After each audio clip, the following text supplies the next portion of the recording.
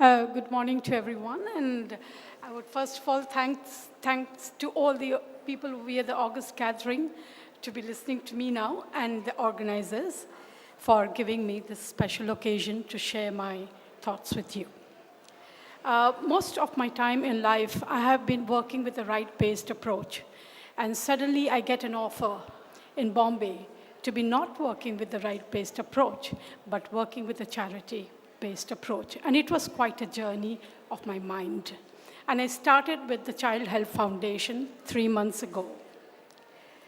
In my professional and a personal journey, I have learned a lot through listening to stories. And so I share here 3 little incidents which happened recently with me and the learnings therein. The first narration. In the context to my work, I called up a friend just some weeks ago, and I told him, he was a Britisher, and I told him, a long-time friend, and I told him, would you give me some information where I could approach for funds? And this was his reply. We have stopped giving funds to India as people are rich in India. Only people do not know how to share. This really this had a great impact in my mind. And I felt at that point of time that sharing and giving and the joy of sharing and giving is phenomenal in anybody's lives. The second narration. I was going through my Facebook account and I read a very beautiful story which talked about an engineer, an IIT engineer who was flying across the seas. And what suddenly happened was, it could happen to any one of us. It happened that there was a diabetic patient and he was on insulin and he got an attack. He couldn't access his pen, the insulin pen. And suddenly the announcement was made by the hostess if there was a doctor. The doctor tried his very best, but he could not engineer the insulin because there was some problem with the pen.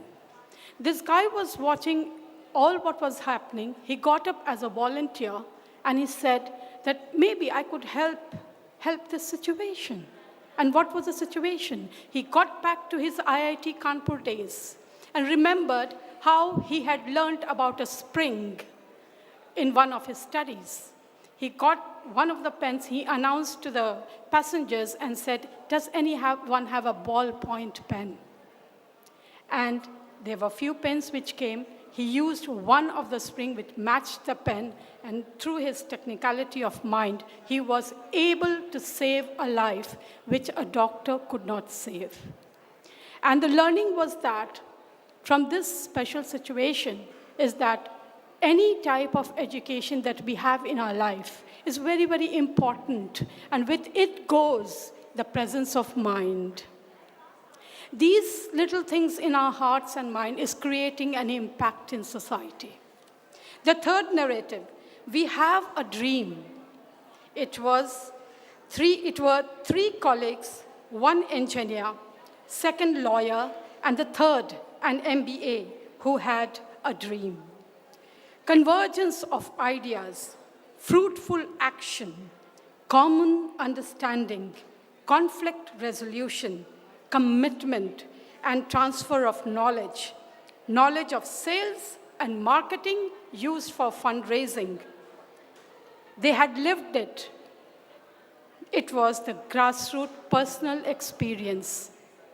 And this led, it was all for children. It was all about children.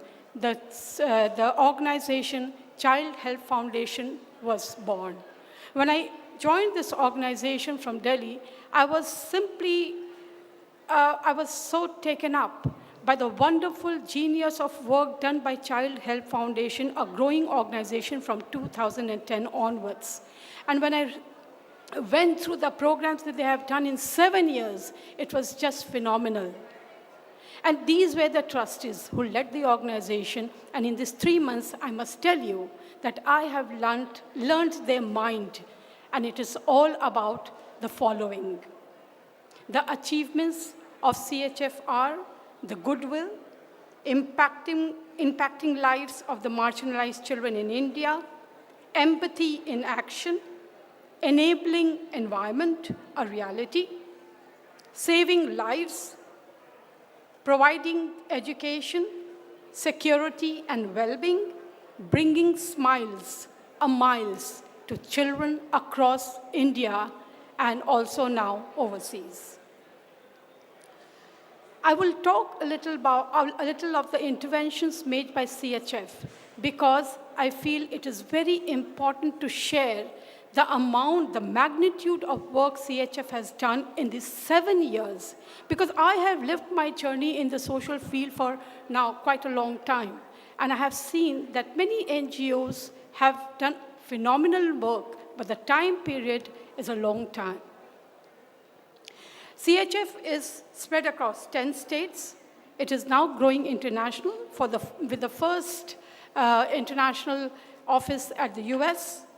We work across various verticals: calamity relief support, village development program, water sanitation hygiene program, education support, campaign and volunteering, skill development, health nutrition, orphanage support, emergency medical support with a primary focus for children with cancer and heart disease, and scholarship provided for most marginalized children in India. With this, and now we are going to introduce the peace intervention, peace work that we are going to do across the schools in India. That would be peace education and education for peace. The corporate supports that we have got has crossed over 50 corporates that are supporting us and who have recognized us. Why I shared this history was not because I wanted to talk about Child Health Foundation. I wanted to talk about that anybody, any individual can make a difference. I wanted to talk about the collective effort of 3 people, of any 2 people, or 3,000 people is an effort equally important. Every individual can make a difference. This is my self-belief. Now towards the best practices which I would like to share. The best practices include quick coordination, feedback and monitoring, analysis, and the way forward. Because many a times we fall in coordination, which is very, very important. Communication and coordination and monitoring, very important 3 aspects for a successful program. Now coming to corporate social responsibility, the term corporate social performance, first coined by Mr. Sethi in 1975 to the emergence of concept of CSR in the 19th century in Great Britain, to the liberal thinking of Milton Friedman defining the concept of CSR in terms of owners' objectives and stakeholder responsiveness, which recognizes direct and indirect stakeholder interest, that is from philanthropy to responsibility to the society. CSR has traversed a long, long journey.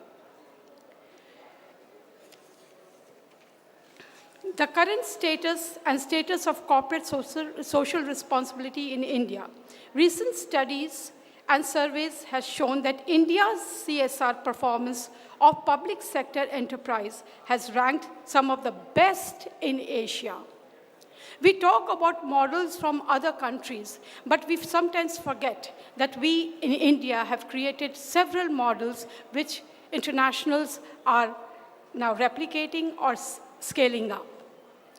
Now, the special message to everyone, which is towards the Sustainable Development Goals that we are here gathered, all of us are.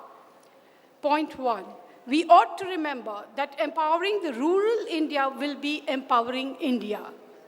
Transformation by the CSR can be strengthened with effective monitoring of the programs and projects, by empowering women and girls through education and skill enhancement, by creating employment opportunities for the youth, investment in livelihood, inclusiveness at all levels, and the participatory process.